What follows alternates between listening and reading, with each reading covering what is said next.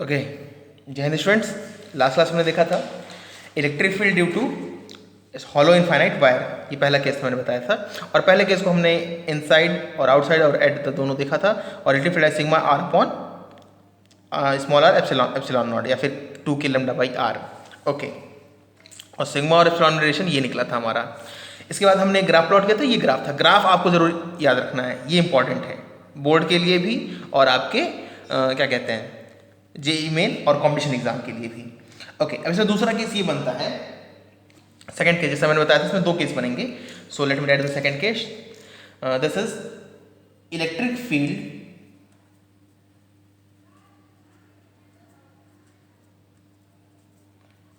Field due to solid infinite wire, electric field due to solid infinite wire. Okay, मतलब ये जो हमारा wire है ये पूरा सॉलिड है। तो सबसे पहले मैं वायर ड्रॉ कर लेता हूँ। तो वायर तो हम ड्रॉ वैसे ही करेंगे। Let me draw with sketch. Actually इसमें भी 2 केस बनेंगे, एक इनसाइड और एक आउटसाइड का। पर इसका जो केस होगा ये थोड़ा सा डिफरेंट होगा। इसमें डिफरेंट ये होगा कि अगर आप, चलिए मैं पहले ड्रॉ करता हूँ। ओके,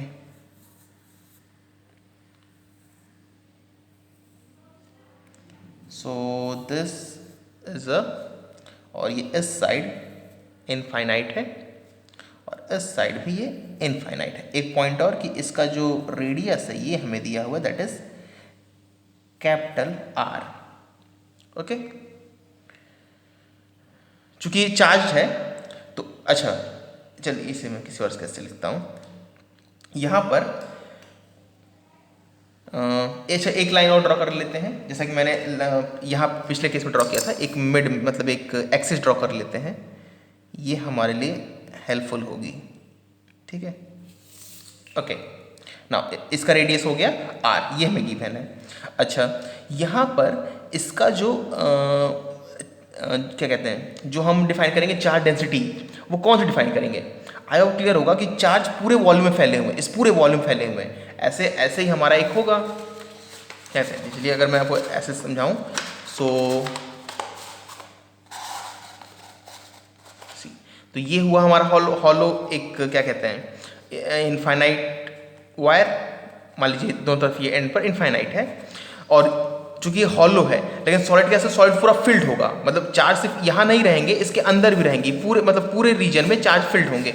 और जब पूरे रीजन में एक वॉल्यूमेट्रिक में पूरे वॉल्यूम में चार्ज फिल्ड होंगे, तो हम यहाँ पर जो चार्ज डेंसिटी डिफाइन करेंगे वो होगी that will be rho, that will be rho. And what is this rho?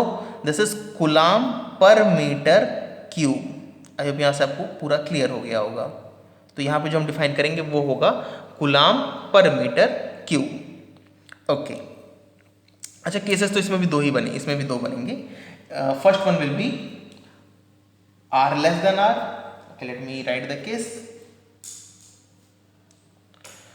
First one will be R less than R, and second one will be R greater than R, means inside and this is outside। Okay, तो यहाँ पर जब हम बात करें inside की, तो सबसे पहले मैं एक ड्रॉ करता हूँ Gaussian surface. So Gaussian surface I am drawing as, मैं गॉसियन सरफेस ड्रॉ करता हूँ। तो देखिए एक लेता हूँ मैं इस तरह,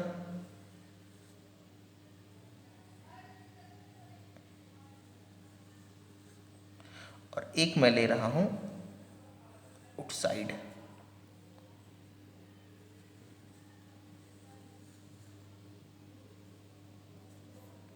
okay, this is small r, और ये बड़े वाले की भी स्मॉल आर ही है, और ये दोनों गॉसियन सरफेस हैं। ओके, अच्छा इसकी हाइट ले लेते हैं h। ठीक है, नाउ हेयर, यहाँ पर अगर मैं r लेस देन r की बात करूँ, सो इस यहाँ पर हम लिखेंगे इनसाइड वायर की बात है। और इनसाइड वायर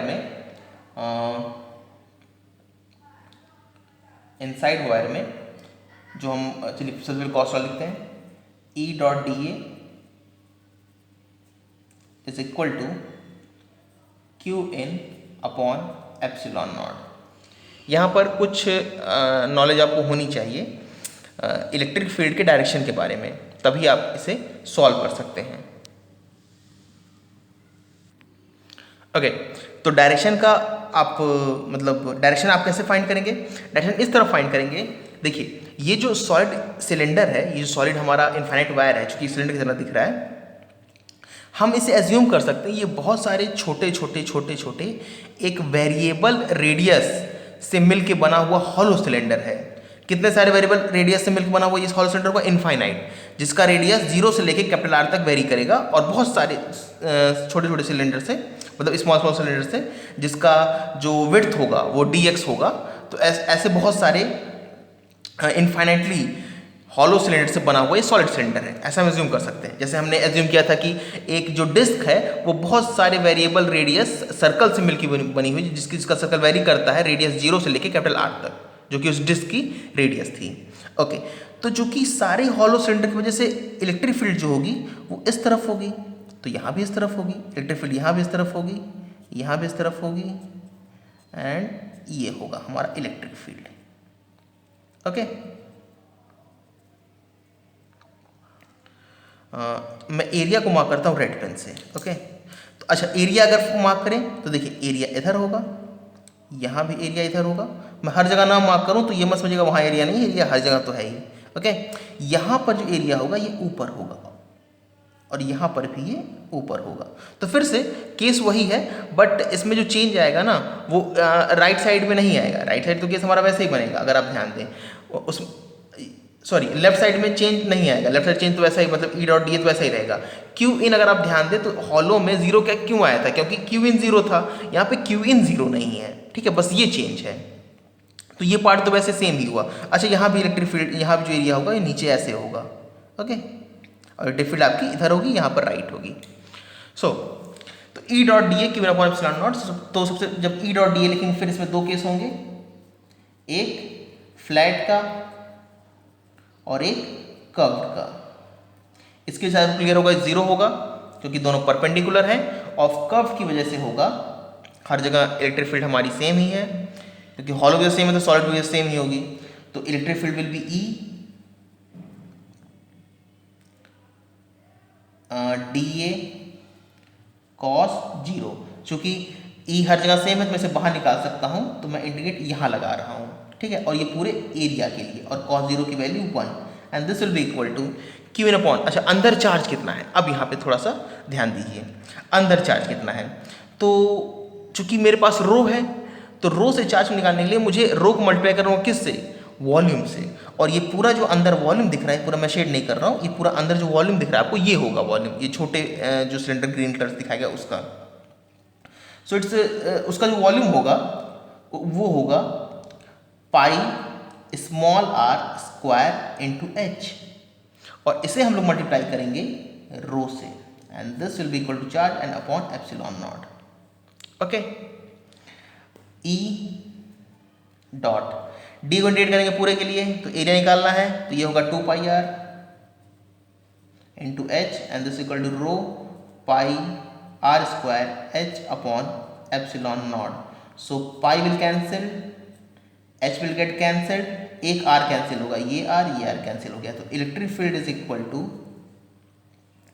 रो R upon 2 epsilon naught, 2 epsilon naught. और ये वो फॉर्मूला है जो हमें यहाँ पर निकालना था। अगर आप पिछले में ध्यान दें तो पीछे तो पूरा 0 ही हो गया था, लेकिन यहाँ ध्यान दें तो ये इलेक्ट्रिक फील्ड वेरी कर रही है आर के साथ, मतलब जैसे जैसे इसका रेडियस बढ़ता रहेगा आपकी इलेक्ट्रिक फील्ड भी बढ़ती रहेगी। अच्छा, एक क्वेश्चन और, यहाँ पे आप देखिए तो चार्ज हमने कौन सा रखा है? इनसाइड वाला, सिर्फ इनसाइड वाला। ठीक है, सिर्फ मतलब जो इस गॉसियन सरफेस के, ये दोनों गॉसियन सरफेस हैं। अगर रेड में कहीं लिख देता हूँ, this both are Gaussian surface. Okay,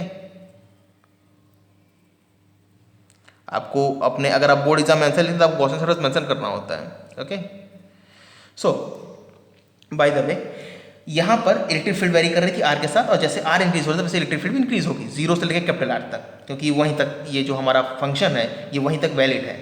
okay, अच्छा एक और पॉइंट जो बता रहा था कि ये जो हमने चार्ज लिखा है, चार्ज कौन सा लिखा है, सिर्फ इस जो छोटा वाला गॉसियन सरफेस है, मतलब छोटा मतलब जो सिलेंडर इनसाइड है इस सॉलिड इनफाइनाइट के, इस ब्लू वाले सिलेंडर के, जो ग्रीन वाला सिलेंडर इस ब्लू वाले के अंदर है ये वाला, सिर्फ उसके अंदर का चार्ज लिखा है। तो इलेक्ट्रिक फील्ड जो होगी किसके कारण से आएगी, सिर्फ उतने चार्ज की वजह से होगी या सबके चार्ज वजह से होगी?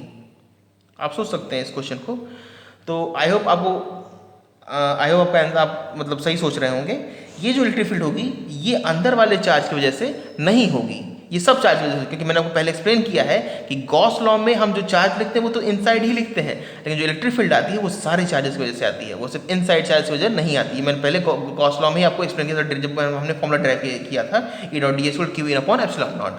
ओके, अब देखते हैं आर ग्रेटर देन आर, ये तो एकदम सेम ही है, जैसे ऐसे वैल्यू हुआ था ना, एकदम सब सेम है, इसमें कोई अंतर नहीं है। तो ओके, इसमें आई थिंक आप भी कर सकते हैं, मुझे करने की जरूरत नहीं, मैं थोड़ा जल्दी करता हूँ। E.da Q in upon epsilon naught. अच्छा आई थिंक आपको यहाँ पे क्लियर होगा, इलेक्ट्रिक फील्ड इधर होगी, ओके,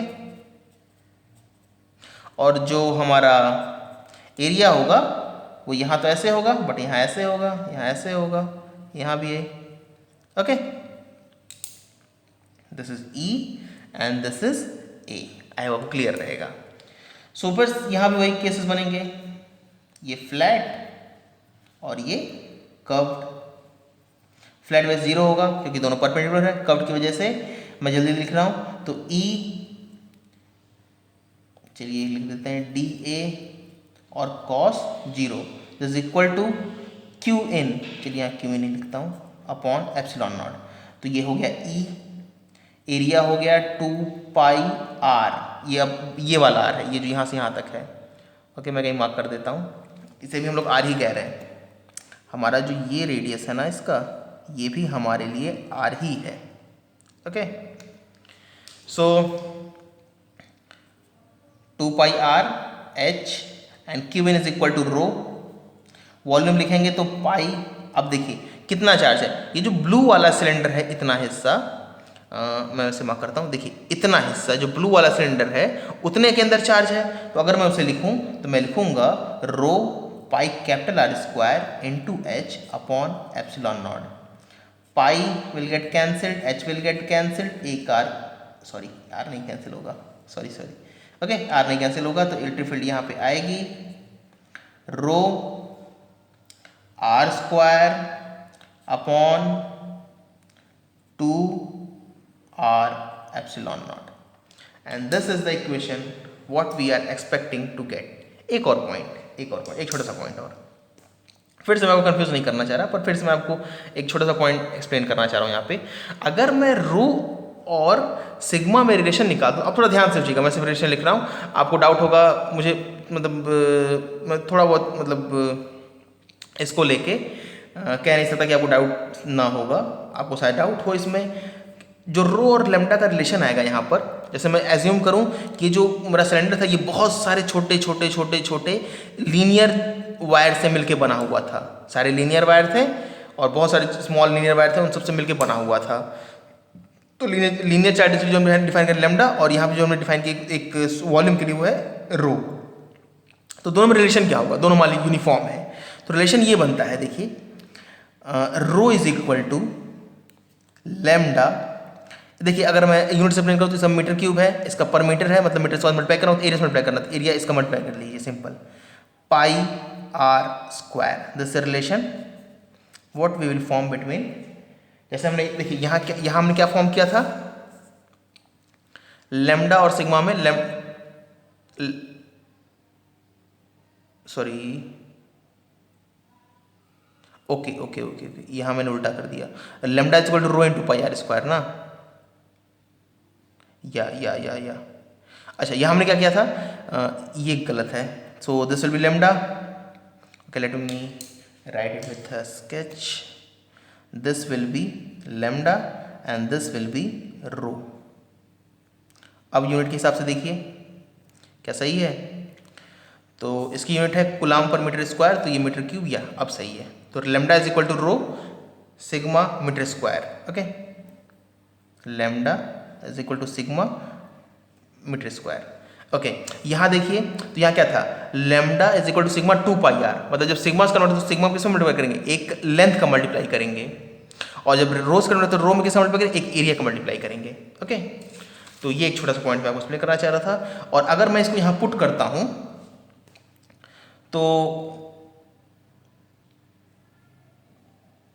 अगर मैं इसको यहाँ पुट करता हूँ तो देखिए, यहाँ से पुट करते हैं, थोड़ा इजी होगा। रो पाई आर स्क्वायर, ये रो ये पाई आर, ये कटा हुआ भूल जाइए, रो पाई आर स्क्वायर, तो रो पाई आर स्क्वायर मैं लिख सकता हूँ लेमडा। क्यों कर रहा हूँ आपको अभी क्लियर होगा। एच से एच कैंसिल हो जाएगा, नीचे आएगा 2 पाई एप्सिलॉन नॉट और आर, ठीक है। 2 पाई एप्सिलॉन नॉट को मैं लिख सकता हूँ, 2 पाई एप्सिलॉन नॉट को मैं लिख सकता हूँ 2k, where k is equal to 1/4 epsilon naught, 2k, ठीक है, upon are.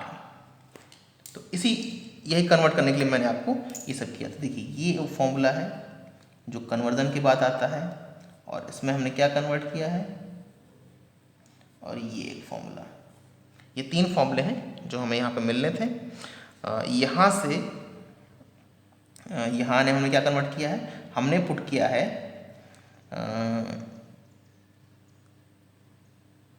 Row is equal to, rho की जगह lambda upon pi R square, ठीक है। तो आर से आर कैंसिल होगा, नीचे पाई आ जाएगा, तो 2 pi epsilon naught, 2 pi epsilon not मैं लिख सकता हूँ 2k, तो k होता है 1/4 एप्सिलॉन नॉट, तो एक 2 कैंसिल, तो 1/2 होगा, तो 2k लेमडा बाई आर।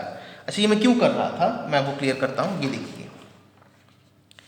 देखिए 2k lambda by R, 2k lambda by R, 2k lambda by R, तीनों में एक जगह सॉलिड था, एक जगह हॉलो था, और एक जगह हमने कोई केस ही नहीं लिया, तो सिंपल ऐसा ही था। तो तीनों में जो बाहर आपकी इलेक्ट्रिक फील्ड आ रही है, मतलब उस वायर के बाहर, वो सेम आ रही है, चेंज किस में है, चेंज इसमें है, ये आपको ध्यान में रखना है। ओके, सो यही इसमें डिस्कशन था, इसमें और कोई नया डिस्कशन नहीं है। अच्छा हाँ, ये जो ग्राफ हमने प्लॉट किया है, ऐसा ही ग्राफ हम प्लॉट कर लेते हैं इन सॉलिड के लिए। सो अगर मैं ग्राफ प्लॉट करूं तो इसमें let me draw scale first. यहाँ पर 2 स्केल बनेंगी, एक होगा इलेक्ट्रिक फील्ड का, this one will be of electric field, और इसका वेरिएशन हम किसके साथ दिखा रहे हैं, इसका वेरिएशन हम दिखा रहे हैं स्मॉल आर के साथ। ये वही है perpendicular distance from the axis of solid cylinder, perpendicular distance from axis of solid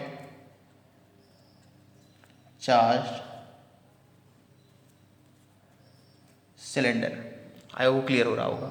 okay, और यहाँ पे एक पॉइंट आएगा जहाँ पर होगा ये कैपिटल आर। मैं इसे थोड़ा सा डिस्टिंग्विश करने के लिए यहाँ पर ऐसे मार्क कर दे रहा हूँ। ओके, तो ये हुआ हमारा स्केल, ये हमने ड्रॉ कर ली। अब हमें ड्रॉ करना है ग्राफ।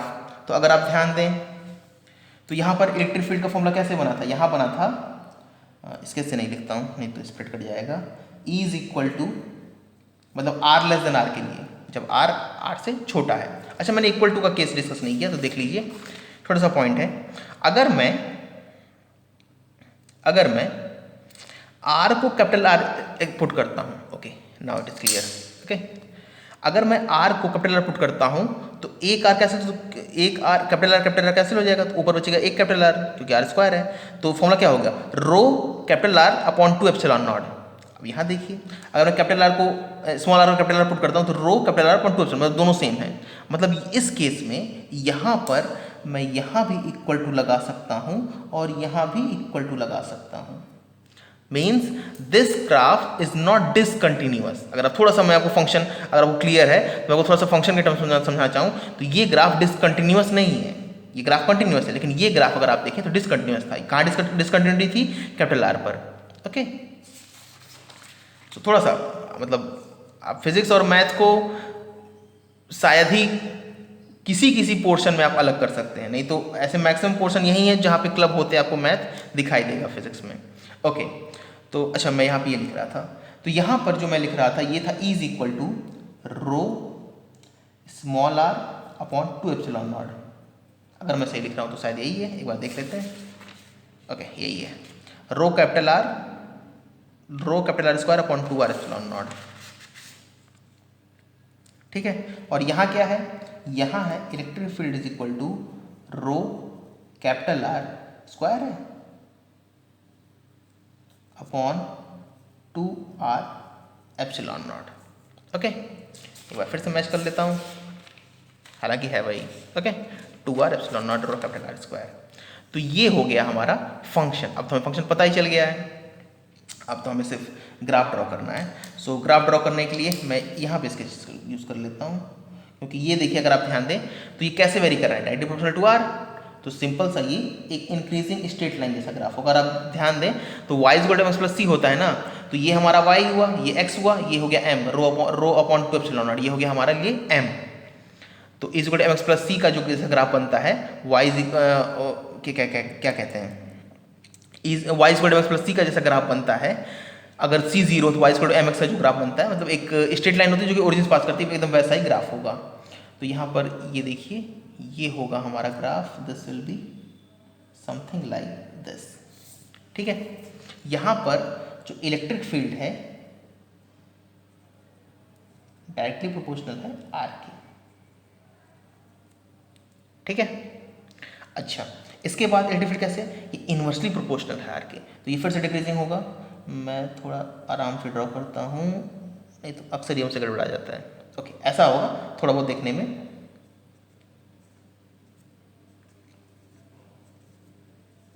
अच्छा, इसका एग्जैक्ट अगर आपको ग्राफ चाहिए ना, तो आप एक काम कर सकते हैं, आप ऑनलाइन सर्च कर सकते हैं ग्राफ कैलकुलेटर या ग्राफ प्लॉटर, या फिर how plot the graph from function. Online search करेंगे तो आपको एक वेबसाइट मिल जाएगी या एक एप्लीकेशन मिल जाएगा, जिसमें आप फंक्शन को पुट करेंगे तो आपको पूरा ग्राफ प्लॉट कर देगा। तो आप ऐसे बहुत सारे ग्राफ को देख लें तो आपको बहुत कॉन्फिडेंस फील होगा कि हाँ ऐसे ग्राफ होता है। ठीक है, तो ये ग्राफ थे।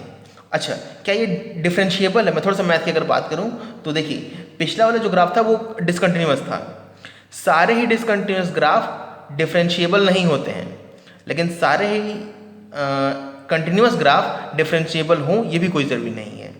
तो ये ग्राफ कंटिन्यूअस है, लेकिन क्या डिफरेंशिएबल है? नहीं, क्योंकि यहाँ पे एक वर्टेक्स फॉर्म हो रहा है। अगर आप ध्यान दें यहाँ पर एक वर्टेक्स फॉर्म भी होगा, क्योंकि इंक्रीजिंग है और एब्रप्ट डिक्रीजिंग है, तो यहाँ पे ये डिफरेंशिएबल नहीं है, बाकी हर जगह डिफरेंशिएबल है। आई होप वो क्लियर हुआ होगा। ओके, तो ये था हमारा electric field due to what से सॉलिड चार्ज वायर। अब हम बात करते हैं electric field due to infinitely charge sheet. ये इस सेशन का लास्ट टॉपिक है।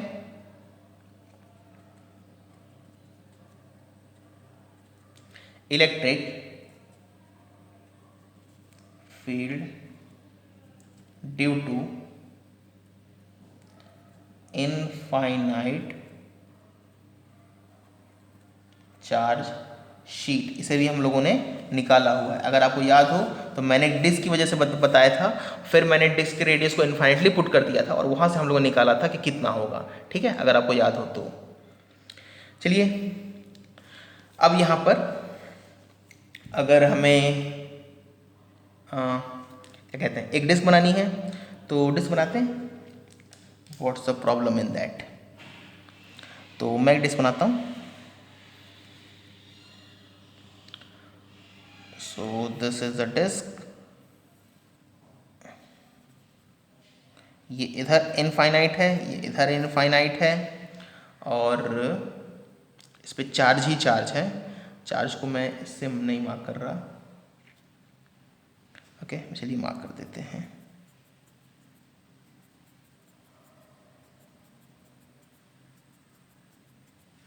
Okay, this is charged, positive charge है। हम नेगेटिव ले सकते हैं, उससे कोई फर्क नहीं पड़ेगा। ठीक है, डायरेक्शन चेंज हो जाएगी और क्या।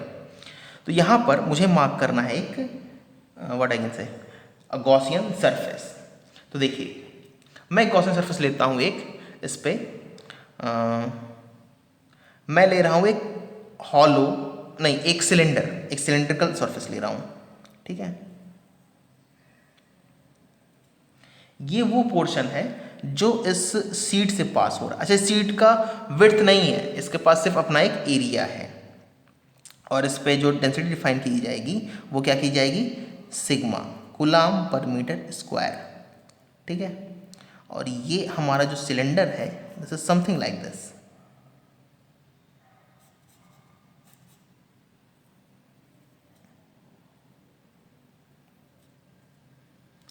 और ये पोर्शन जो है जो शीट से पास हो रहा है, ठीक है।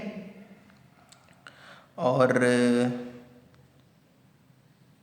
यहाँ पर इसका रेडियस, अच्छा इसका रेडियस भी हमें मार्क करना होगा, तो ये रेडियस मैं ले लेता हूँ r, और इसकी लेंथ मैं ले लेता हूँ h, l भी ले सकते हैं, कोई दिक्कत नहीं, ठीक है। तो ये हो गया हमारा गॉसियन सरफेस।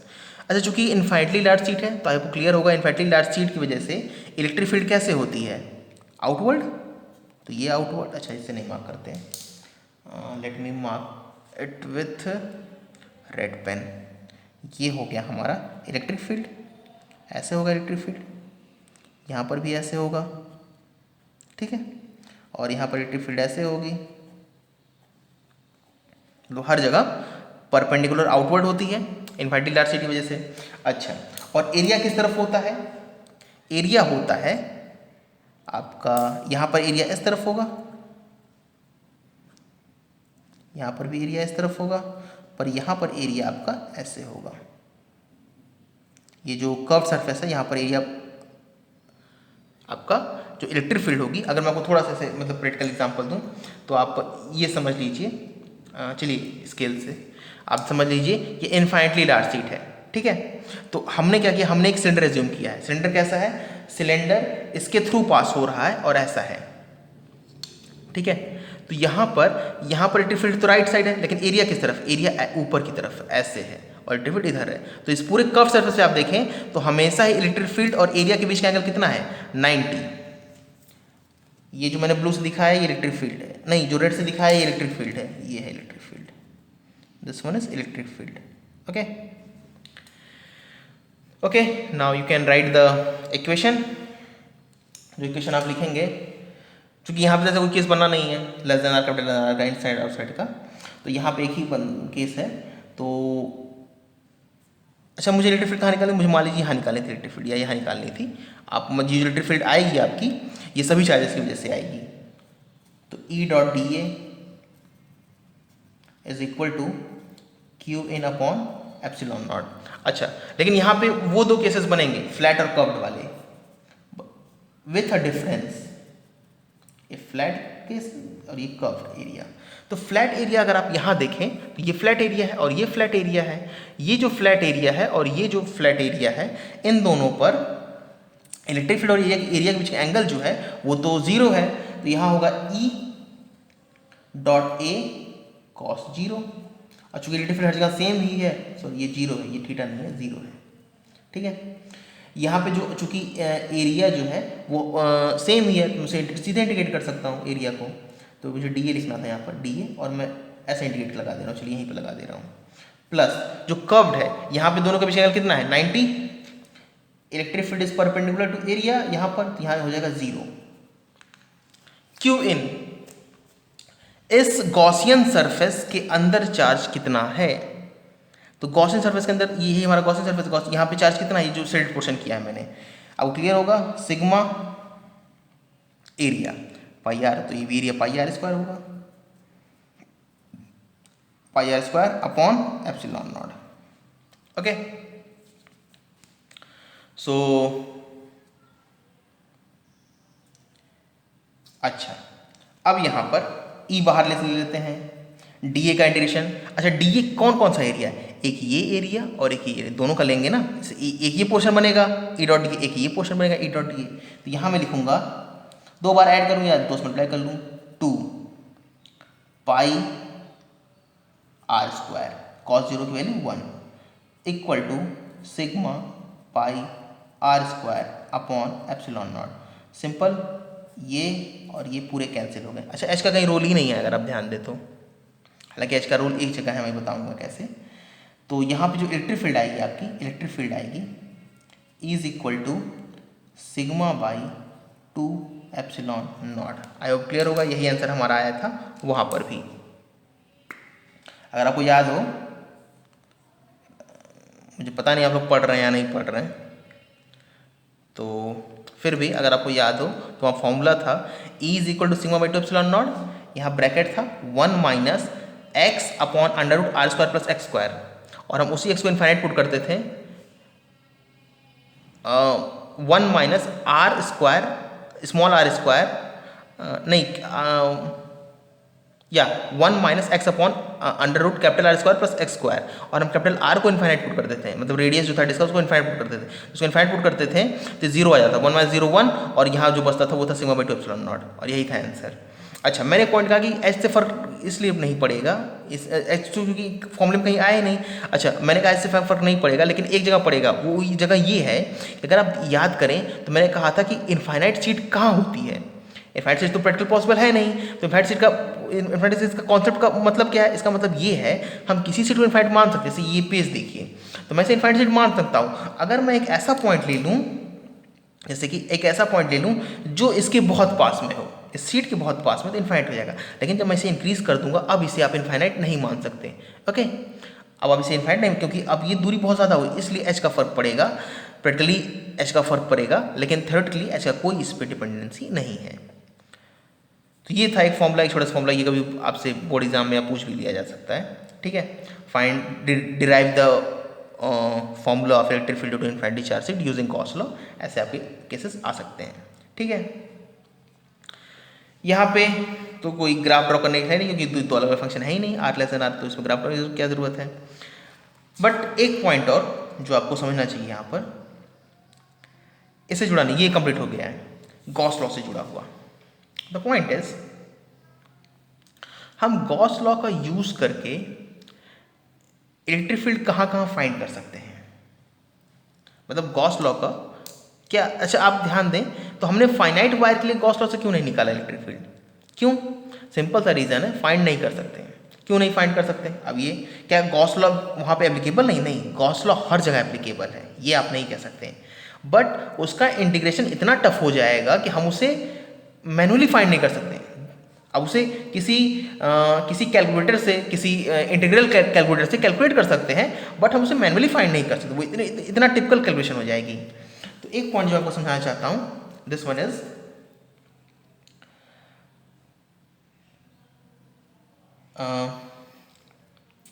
पॉइंट इज, एक नोट पॉइंट मैं आपको लिखवा देता हूँ, it is not possible to calculate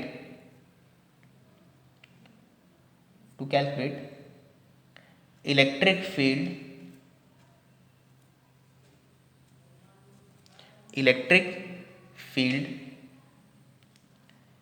everywhere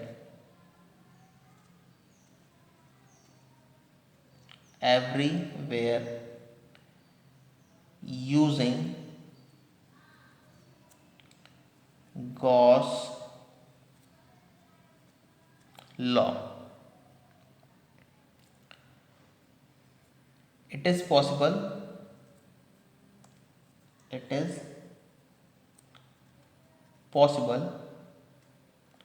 only for highly symmetrical cases. Okay, this is the first point. One more point is, Gauss law is applicable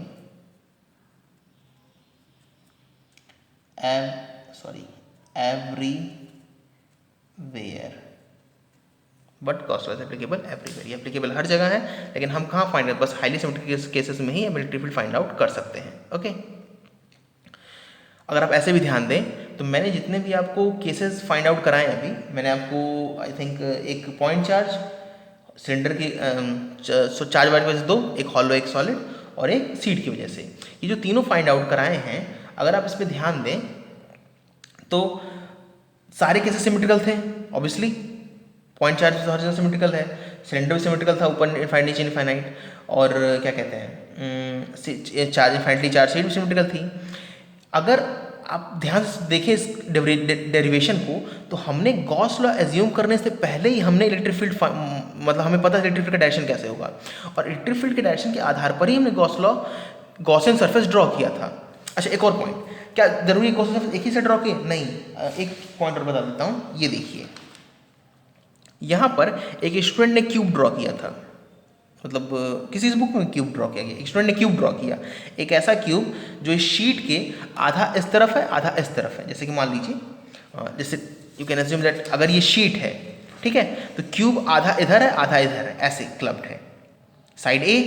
तो देखिए, तो जो ऊपर वाली सरफेस होगी, नीचे वाली होगी, जो आगे होगी, जो पीछे होगी, उसके वजह से सबकी वजह से जीरो हो जाएगा। इलेक्ट्रिक एरिया परपेंडिकुलर राइट और लेफ्ट की वजह से आएगा।